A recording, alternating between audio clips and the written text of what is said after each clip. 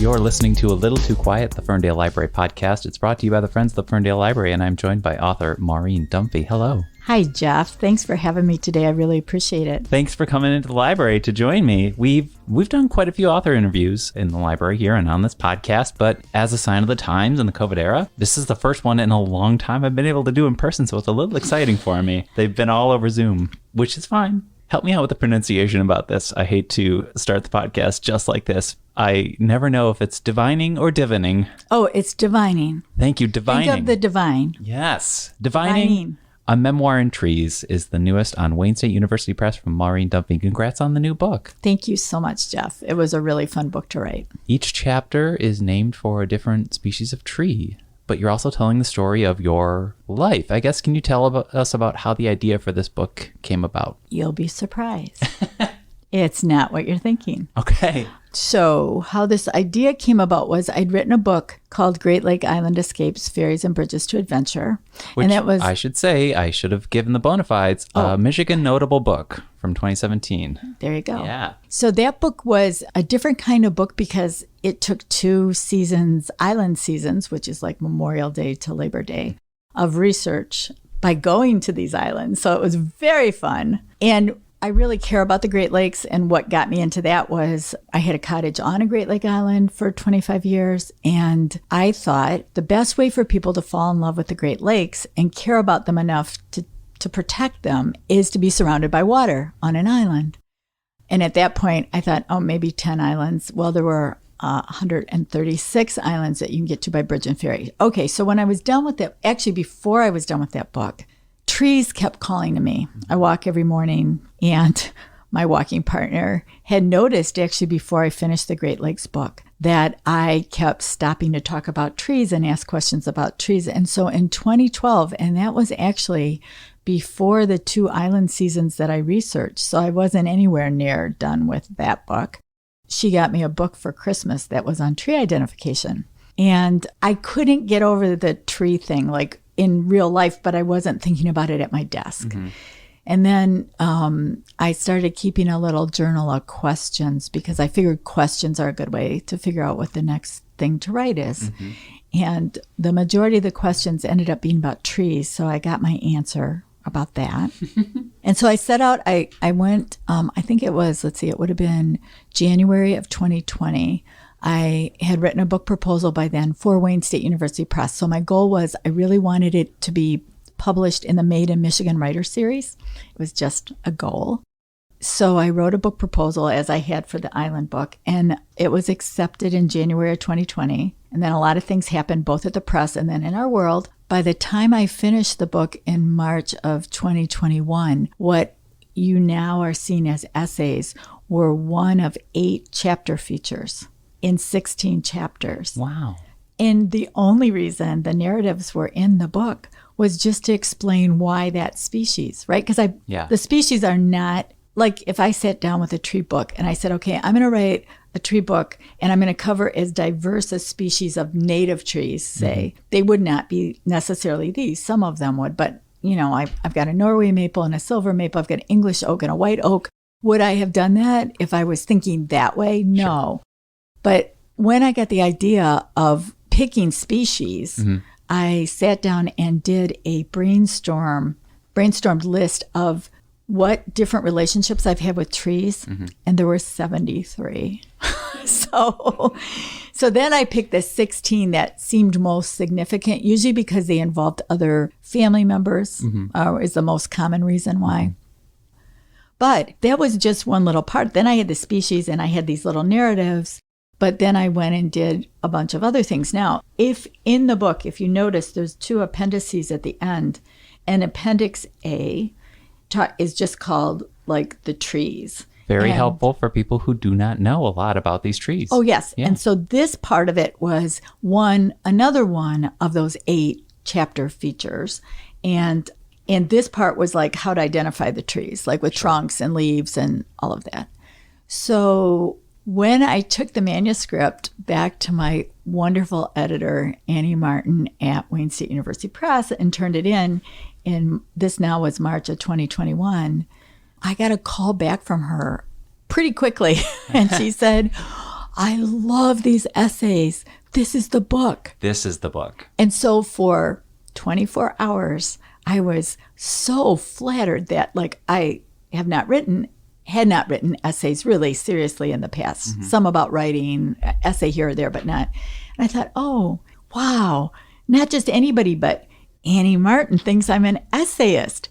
And then after about 24 hours, I sort of went, oops, I'm publishing a memoir, which was never my intention. Like if somebody had asked me 5 years ago or 3 years ago, like, what's the last genre you'd be likely to publish in? I probably would have said memoir because I didn't really have a story in my head. And this didn't feel, now Annie really helped shape the book because she took those, we had to get a narrative arc then. Sure. And that I had not written it with any arc in mind. Arcs on the individual essays, but not on the book as a whole. And she was really helpful that way. That's good. Yeah.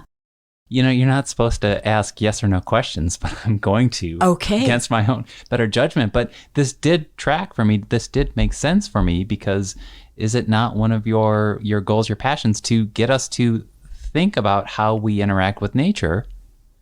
I'm imagining the answer is yes. And that is what these stories do. So, I'm nodding because yes, Jeff, the answer is yes. So well, this format for you as a memoir made sense to me, given your yes. a connection to the natural world. Well, I clearly knew that I needed that. Yeah. And that in order to sort of achieve, which was I wanted people to start looking at trees, just like I wanted people to start protecting Great Lakes, right? Absolutely. But they're everywhere, and I don't know the species of all of them.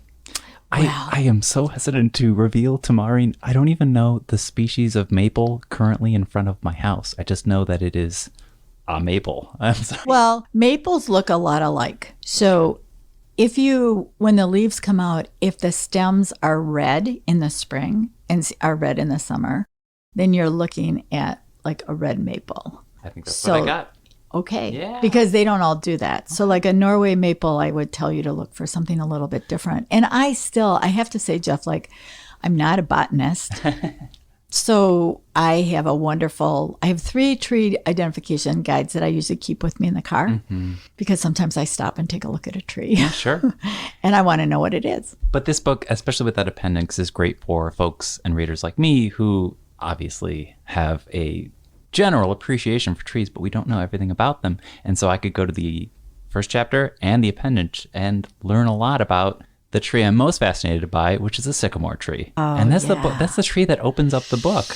Yes. Well, actually, the tree that opens up the book is not identified in that essay, right. little essay tree. Right. However, I did some research because I realized I had to have a chapter. This is now before the book was this version. Sure. I had to have a chapter and I had to identify what it was. So I knew it was a maple because I was a toddler when I learned about it. Ah, yes. And the helicopter seeds, right? Yes. So that was the first clue. And then I did some research into the city of Detroit's planting. And during the time that tree probably was planted, because I have a vague idea of the size, and I had one in front of my house when I was writing the book. So it was sort of like, okay, I know when this tree was planted. So, and I figured it was probably planted in the 30s. Okay. And 80% of the canopy in the city of Detroit at that time was planted were Norway maples. Wow. So unlike I knew it wasn't a silver maple. Silver maple is really distinctive, and I still can remember that tree. So it had to be a Norway maple or possibly a red maple. But yeah. Did you obviously when folks encountered the books, Great Lakes Island Escapes. I love the poetry of that. Clearly, we can understand Maureen is really into lakes, but trees, that's been lifelong. That's been there since you were young. Yeah, and I didn't really realize it. So the first essay that I wrote, and I did write the essays before I did the information in each chapter because I had to sort of like see, is this the right essay? And I wasn't calling them essays either. I have to be honest about that. They were just these little narratives. When did you know you were so into trees? Oh, so the first essay I wrote, I'm sorry, I went someplace else there. It's Monday. The first essay, is it? The first essay I wrote for the book was Pages of a Cottonwood Calendar. And why that essay in the book is so important is that was like my whole elementary and middle school years. And we moved from Detroit, where there were mature trees, to Livonia, which was being developed from farmer fields. So most of Livonia was cornfields primarily. And the subdivision that my parents had a house built in had been a particular farm. I had grown up playing in the field that was left undeveloped. So if you're familiar at all with the grid in Livonia or even Detroit, there's a half-mile street between Schoolcraft, which is the service drive for 96, and 5 Mile, and it's Linden. Linden runs all the way from Brightmoor, and maybe even beyond that, but it runs from Brightmoor neighborhood where my dad grew up through Livonia. But at the time I was growing up, there were 2 blocks that were field, and it had not been developed yet. And it's hard for me. I drive through there occasionally, and it's like, wow, how can this only be 2 blocks? Because it was so magical and so big, the field. And why the cottonwood stood out was that's the only trees that were left, and they were left along the banks. Now, they could have been your favorite friend, the sycamore, because they, goes to the river. They line rivers, and you can see where they are because they turn white, when they lose all their bark. But we call them poplar trees, but they were truly cottonwoods, which are in the poplar family. And the neighbors hated them because there were only 3 of them, and they were actually on the other side of the field, but they were on the bank of this creek. And those are the trees that I saw first thing in the morning and last thing at night. And they seemed wild. They were growing wild, as opposed to all the trees that people were planting, these little sticks of trees in the yards, because there was no other mature trees. So. And you say sycamores living near water, and I know that because I learned from your book that they enjoy a low floodplain, which I didn't know until I got to the end of the book. Yes, which is why I have a sycamore growing in my front yard, the one I wrote about, because we're on the bank of what was Red Run River. It's Red Run. Run means creek. It's an Eastern term for creek. So a little river used to run in, and it was put under the ground in the 1920s, I believe. And so, but you can still see that, and our whole front yard is a very deep front yard, and it's a floodplain, and our house is built on what was the bank. I just love sycamore trees. If you thought that maybe you had wandered into the middle of a fantasy novel, a land that you didn't know existed, these are large, hulking, bumpy, scaly, interesting trees, these sycamores. And I live on a street that is completely lined with sycamores, and I've driven around Ferndale quite a lot, and there's some sycamores here and there, but I live on the only street where it's strictly sycamores and then 2 random maples. It's a very interesting street. Oh my goodness. And we raised our family in Ferndale, but I didn't realize Oak Park, the city planted on the easement, there's many streets that are lined with sycamores. Interesting. And in Detroit, there's some, but I didn't know there was a street in Ferndale. It's a tree that can shed its own bark. It has to shed its own bark. Yeah. It can't. Its bark does not stretch. So when you look, say, at a maple tree or a honey locust tree, you see all the little ripples, and that expands over time. But the only way that a sycamore can enlarge its trunk is by shedding its bark, because it doesn't stretch. Wow. And it doesn't do it regularly. In other words, it's not like, oh, it's August and it's starting to lose its bark. It's very interesting. I've tried especially since the time that I've been working on this book, it's like there must be some kind of sycamore calendar. Like there must be, but not mine. No. If I can find it in my phone before we end our recording, I'm going to show you a picture of the sycamore that I admire most. It's such a bright white. The other thing that strikes me about this book is that I always feel, especially if you are in the suburbs of the city, trees fall into the background. They're almost like the white noise of your daily commute. You take them for granted. I don't know if you can switch this phrase. It's almost like you aren't seeing the trees for the forest in the inverse. And this book opens a reader's eyes to that kind of thing. These things that are there with us every day, right outside our window. Well, until they aren't. I mean, because the 3 winter storms that we had,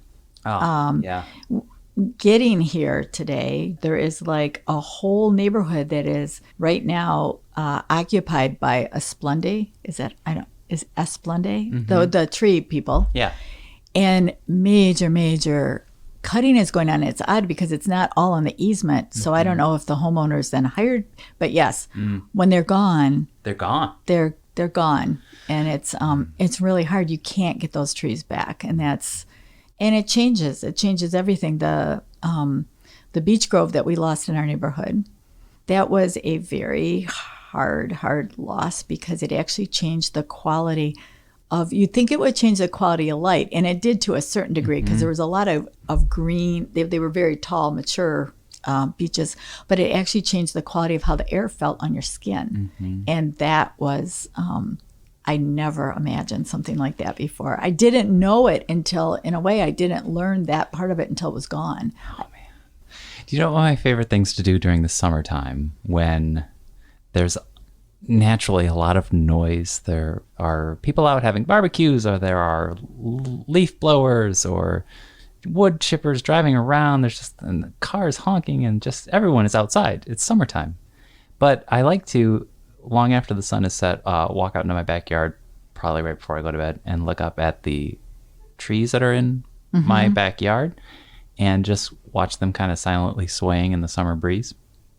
The night breeze, I should say, because it's late. And the leaf blowers are gone. The cars are gone. There's no sound other than the literal wind and me seeing the branches. And those are the moments where I'm like, you guys are swaying in the breeze all day long, and we don't get to hear you, and we don't. No. I don't think we look at you enough. So I had that powerful moment. Do you remember some powerful moments like that, or do you remember some of the questions you were asking on those walks that really ignited the passion to write this book? Well, or to get started on the original idea? Yeah. So initially it was going back in my life and thinking about trees. But, during COVID, beginning with the lockdown, I was working on this book. And I started doing a lot. I walk outside to begin with, but I started doing a lot more. And I went to parks and hiked. My husband and I walked in all the cemeteries, like all around, which is something I continue to do and I never did before. And there you see trees, often mature trees that have been growing for a very long time, because they won't take a tree down. Cemetery, the trees aren't going to fall on a house. Right. And, they keep them. So there's the old Royal Oak Cemetery, that's that little triangle where Crooks and Main Street and Rochester Road splits off. That's a fascinating little plot to walk. And the trees in there, there's some beautiful evergreen trees in there, that hemlock and spruce, that are really gorgeous and have to be very old. I don't know how old, but they're old. But then some of the questions, some of it was just like, I want to know. So I have to tell you, and I've never connected this really. Well, no, that's not true. I connected it when I was collecting islands, as it were. I was a rock hound when I was a kid, and I collected stones from all over. And then I wanted to know their names. I had a favorite aunt who was a gemologist and lived in North Carolina, and I only saw her every other year. And she would always bring all these amazing gems, and she cut them, but she would go to the mines and she would get them, and then she would cut them. So she was an amazing woman. Wow. But she also had regular stones. North Carolina had some pretty amazing rock. So I really wanted to know, trees were sort of like that. Islands weren't, because I was sort of collecting the islands, but it wasn't like islands had a lot more of a feeling. Trees do too, but it tends to be independent trees, individuals, not a whole species. Okay, so yes, I'm I'm backtracking on this now. Species have feel certain ways to me, but individual trees, it's more like that. But I wanted to know, when I go out and see a tree, I suddenly wanted to know what it was. I was no smarter about tree species really than anyone else, other than I knew I'd grown up by poplar trees. And so those weren't even completely identified. That is the right family, but they were cottonwoods. And, it was the cotton that came down from the trees. But I started just wondering a lot about sort of like where trees are. So during the course of writing this book, we added an addition, a one-room onto our ranch house. And I had the assessor from the city come. Yes, it was the assessor, not an inspector. And we got talking about trees, because I was talking to everybody about trees. And she pulled up, they were just putting all of their records, digitizing them. And she pulled up, and there was a picture of my house from the 80s when it was sold to the second owners.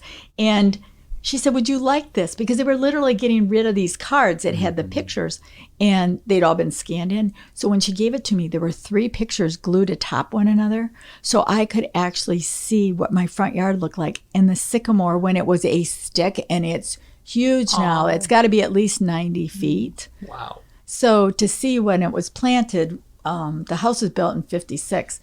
And I did go back and sort of figure out when they would have been assessing it. And I don't remember now exactly what year it was, but to be able to follow that through and see the size. Or I have 2 sugar maples on the side of the driveway, and in one, it literally is about 5 feet tall and just a single stick, and it wants to take over the whole canopy now. So I just sort of wanted to know, like, I wish you can't do that unless it's your own house and property and you can track it back somehow. But I got really curious about the land when I was writing about the cottonwoods. I thought, I could find out what that creek had a name, I'm sure, and it turned out to be the Bell Branch of the Rouge River. Who would know? We just called it Creek 1. And there was a Creek 2 also, but the creek I'm talking about with the trees was Creek 1.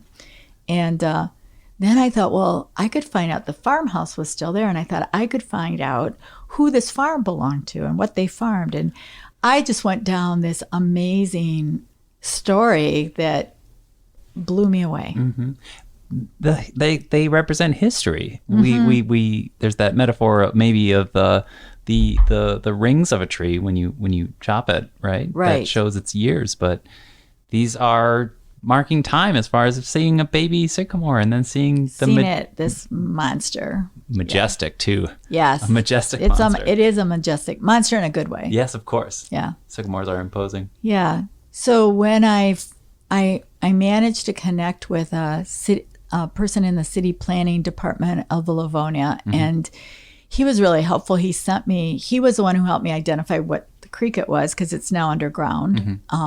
But he also sent me a 1949 aerial view of the farm before it was developed as a subdivision.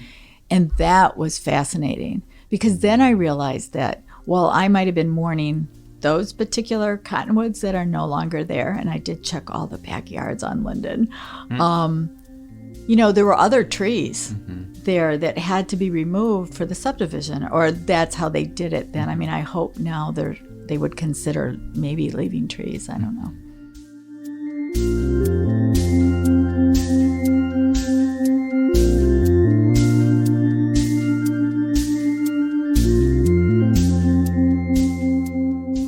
And then going back to how this was kind of an evolving thing, I think that you also take us into that process. Isn't it the chapter about the silver maple where you're like, I maybe wasn't going to include this one. But it also leads me into other facets of this book, because I think you mentioned that you're reflecting on a period of time, which is specifically December 2020. And, that is when the death toll for COVID was at its highest. And there are several moments in this book where you do take us to those really heavy times that are not that far in the past. And I just wanted to pick your brain on the experience of capturing that and why it was important to put that in this book. Okay, so there's a couple answers to that. And the one that I'm inclined to give first is that I teach 3 weekly writing workshops. And it became apparent to me right away. So I was teaching one Wednesday, and the next Wednesday I had learned, installed, and was using Zoom, because I thought that those kind of things were really important. It was important for me, but I knew it was super important for the people that were in the workshops. Yeah. Like, it's going to sort of maybe hold us together. We didn't know how long at that point this was going to be. But I started talking to people right from the beginning about documenting in writing what this was like. Yeah. And I've talked to a lot of people who don't consider themselves writers in the same way. Like, you just need to write this experience down, because we have, records from when the flu of 1911 and 1912 was rampant, but not a whole lot. You know, it's called From Letters. Right.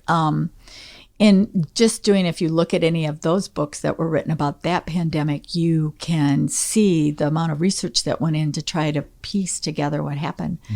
And I think it's a really valuable thing. If it's only for your grandchildren or great-grandchildren, that is so amazing. Yeah.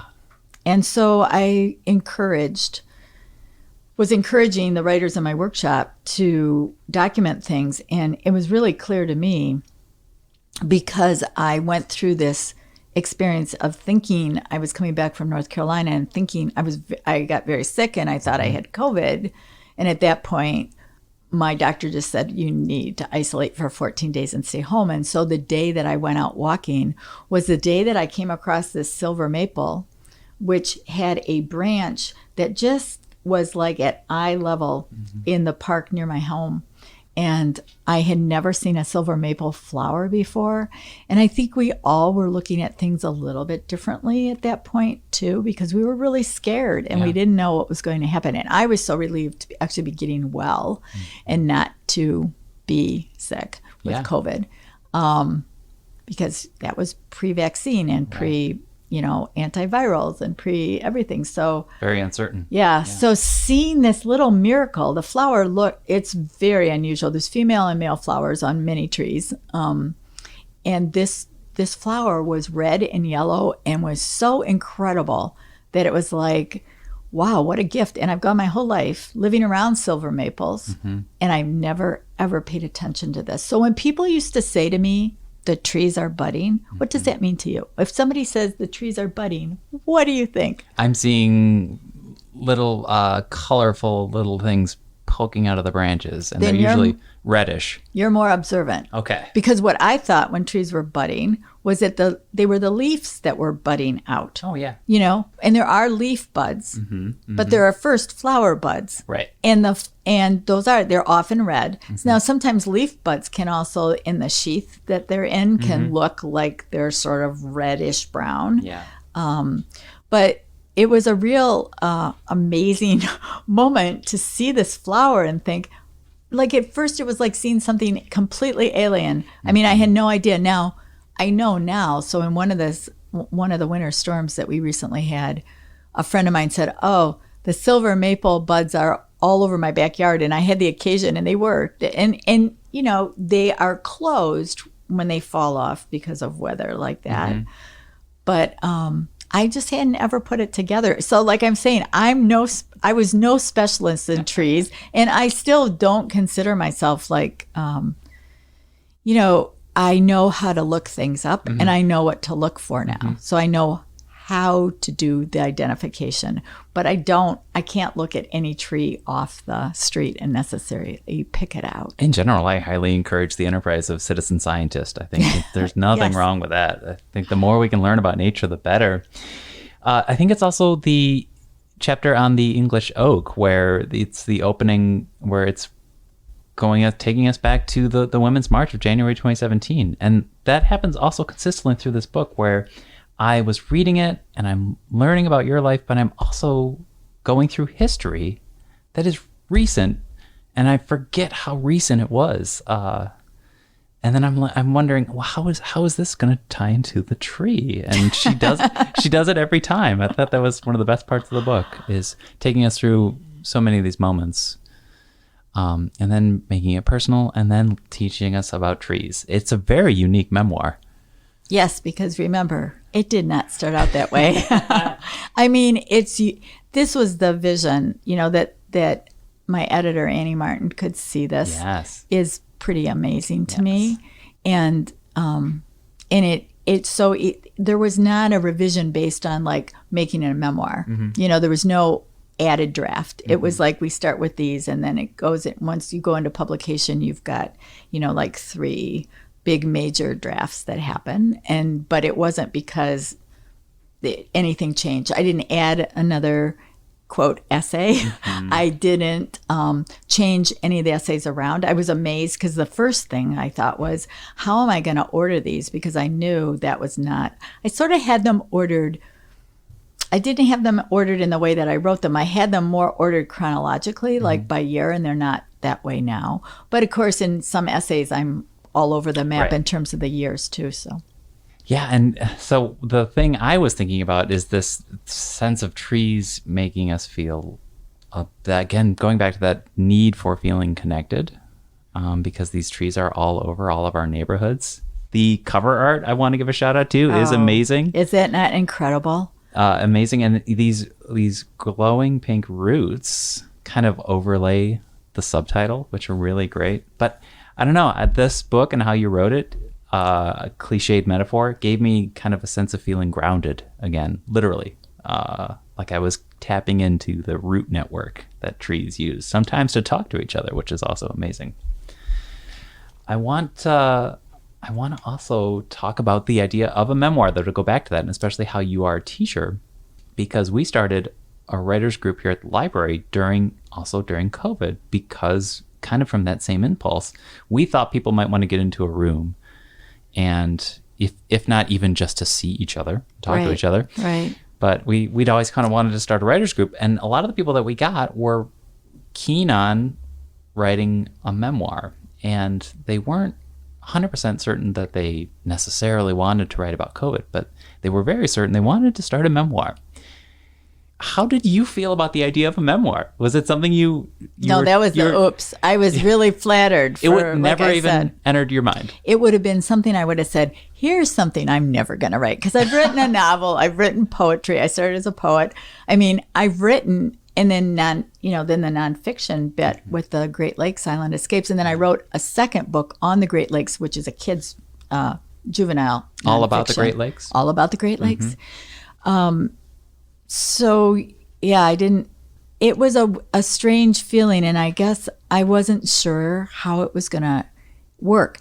The problem, of course, being inside of the writing of a book is that you can only do the next thing, and it's very hard to step away. I can't ever see this with fresh eyes. I can't see it. I look at my client, I teach workshops, but I also work with individual clients on their manuscripts, and after a certain point, if I've worked with them through one draft and they've written a second draft, and it might be their fourth or fifth draft at that point, I don't have fresh eyes. Like I'm less helpful. And I often suggest I help them find someone else who can look at it freshly.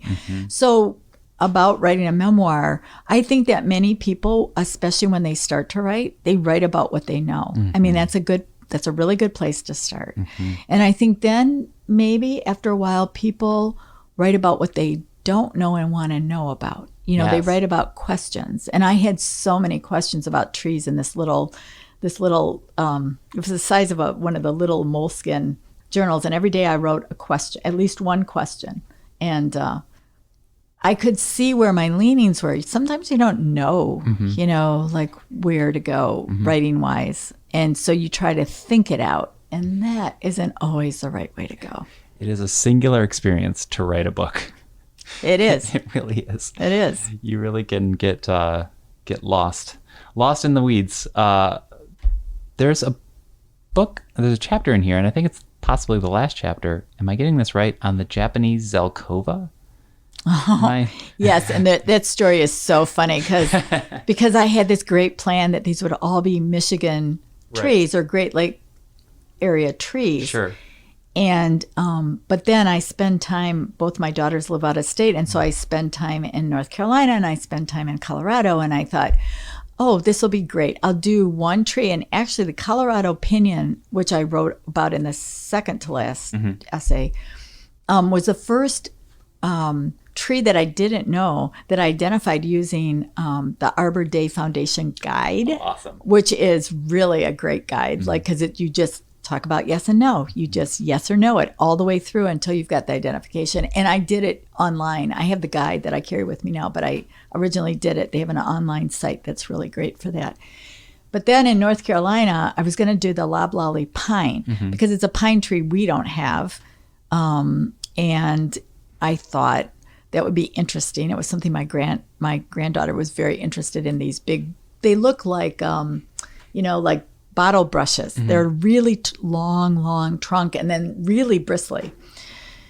But then I had this experience where my grandson stopped breathing while I was with him, and it was very traumatic. Yeah. And I sat down after he was breathing again and sleeping normally. We had been on a walk, and there were all these trees planted. I was on Duke University's campus, and so I was in an area where there were chairs and tables and all of these trees. Oh, yeah. And I just thought, oh, this is the tree that I'm going to write about. And I was convinced it was crepe myrtle because they're so plentiful and they're big and they're all over.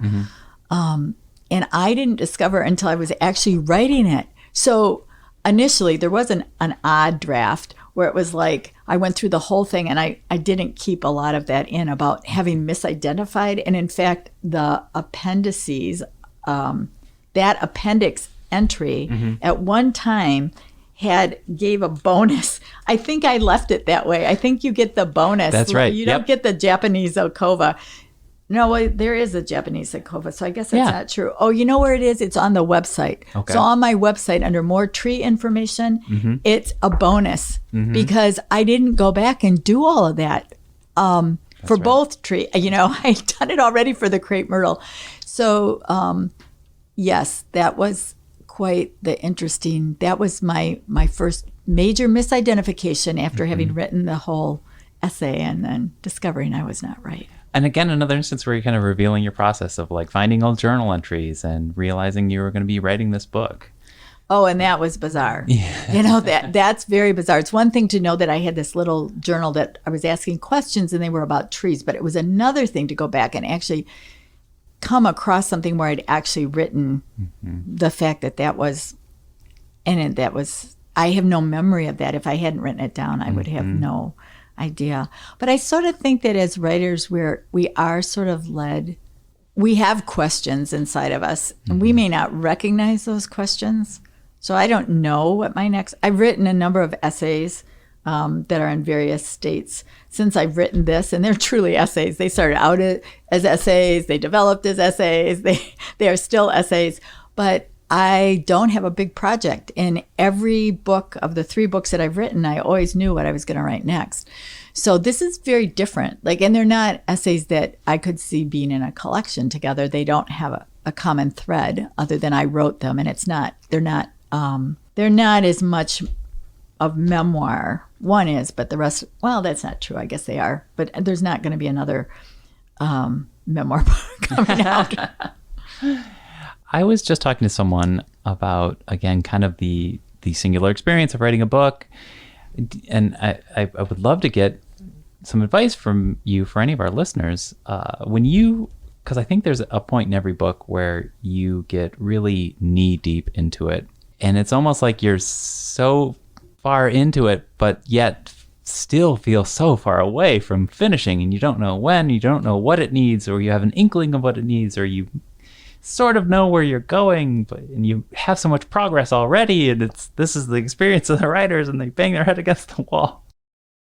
How do you get through that sort of murky middle part? Well, how do you forge on? Yeah, so I just met with a client this morning who is really quite, I would say she's got a complete draft of a memoir now. She lost her husband, who was her soulmate, and she's written a beautiful, beautiful book. But she knew it's in pieces, and it's different types. So she has notes to this husband, and she has then more chapter kind of things of like, that looks at all different facets, and she's got a great voice, and it's beautifully told. But she was just like, I need to do this. I need more dialogue. I need more sensory description. And I said, okay, so here's what you do. You don't think about, I need all these things in this big manuscript. Yeah. Instead, and she feels like that in the middle, she had several essays that she felt needed to be stronger, and so did people, including me, who read them. And I said, okay, you've got 4 essays. Just pull them out, print them off as hard copy. Set everything else aside. Don't look at your comments from what people said. We did a beta reading group for her, so 6 people have read from that, and she's shared it with other friends. So she's got had a lot of feedback. I said, you need to just clear that all off. you've got, take the first one, start today. It's Monday. This week, just look at this. This is the only thing you're writing, the only thing you're thinking about. Because the hard thing about getting knee deep into a book and feeling like you still have a long ways to go is that you still have to do just the next thing. Sure. And if you can forget about that's like sort of a meta thing. You're like looking at yourself on this timeline. And that's not going to get you to the end in a way that's satisfactory. It's the eating a train metaphor, maybe. It is. Yeah.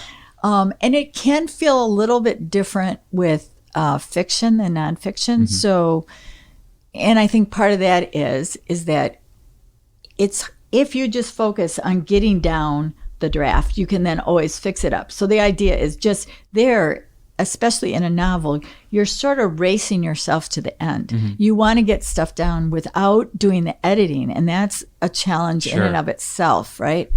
But I think it is to isolate what's the next thing I want to do and then just do that and not be thinking about the end of the whole thing. Just think about the end of that little piece. So today she'll start with an essay that she's not happy with, but it's gone through multiple drafts already. And and then if on Friday you don't like it, it doesn't feel like the rest of the book, then you can set it aside. But don't just throw it out. Because clearly there was something that told you that was part of the story. Stay patient. Well, stay focused on small bites. Yeah. It's really, except when you're writing the first draft of a novel, you need to keep, for me, my experience has been, I need to keep writing really fast and just keep going to get the whole story down and not let my editing mind come in, which is really challenging. Yes. Which is why we need folks like you to help us along the way.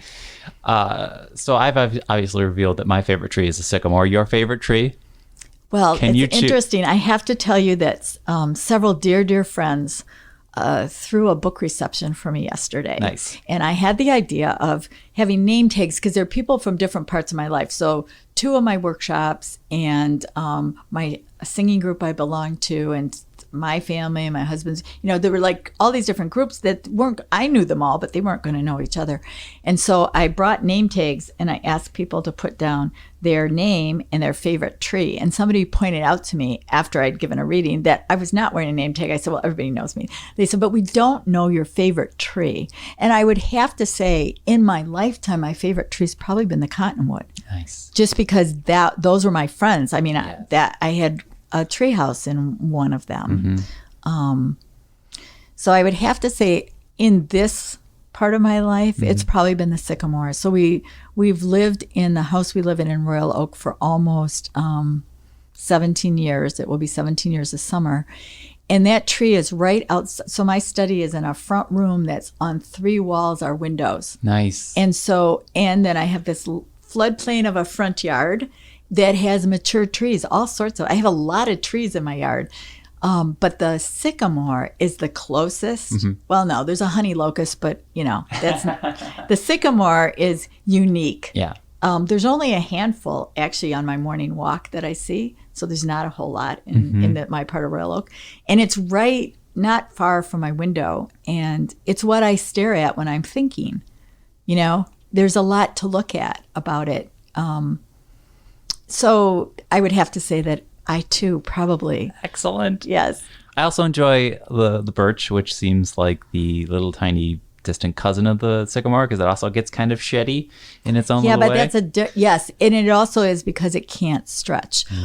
There is going to be, so I post on my blog at my website every Tuesday, and this week I asked people, I did this little interactive exercise at this book reception yesterday, and I got a really, really good piece on a birch. Actually, from the woman I met with, the client I met with this morning, she did it on her phone because she's not from around here, and so she was actually... Oh, my. Yes. And so I'm going to post that because part of the reason that I started the blog was I wanted to feature other people's tree stories as well, which I haven't done yet, but tomorrow's blog is going to have Mary Robertson's birch story on it. Or that is her favorite tree. So it was fun walking around. So it would say like Alyssa, river birch, yes. or there were sycamores. People like sycamores, tree people. I found at least an image of the tree. It is shed. Is this your sycamore? It is shed so much. It is all white. And this is a winter shot. Oh, yeah. Of course. Yeah. So go on my blog because I have one at the top of my tree. Oh, and it's so interesting. It's so this vibrant. is very much, some sycamores grow very different. Mm-hmm. So there's one a street over that has split off about 4 feet up and has 2 really main trunks that are going up. But mine looks very much like, well, you sort of have 2 trunks, and then you've got a really third. So they do these weird things with suckers coming. The arborists call them sucker branches, so that they never seem to get very big. Right. And we had a large one break off in one of the recent storms. But they're beautiful. The white against the blue sky, of course. Can't resist it. They are gorgeous. Can we link to your blog in the show notes of this podcast episode? Of course we will. Yes. And to your website too, so folks can find out more about the manuscript. The blog is on the website. Great. So you get to the website and subscribe and then pull it out of promotions. I don't know why, but everybody has a problem subscribing to blogs these days. So. And how perfect. The book's coming out in April, right? The book is out. Yeah. Right around the time when, as we said, the trees are budding again. It's like this book is making me look at trees again, but I do always feel like in the wintertime, it's like the trees go away for a little while and then they come back in April, just in time for the book. Well, they're sleeping. They're sleeping, yes. Maureen Dunphy, thank you so much for coming on our podcast. Oh, thanks so much for having me, Jeff. This has been fun. It's been a pleasure to talk to you. Divining a Memoir in Trees and part of the Made in Michigan Writers Series, Wayne State University Press. So congrats again. Thank you very much. You have listened to another episode of A Little Too Quiet. It's the Ferndale Library Podcast, and it's brought to you by the Friends of the Ferndale Library. We thank John Dunphy for giving us opening and closing music. If you want to support this podcast, you can go to ferndalefriends.org, but please remember to rate, review, and subscribe, and we'll be back next week with more.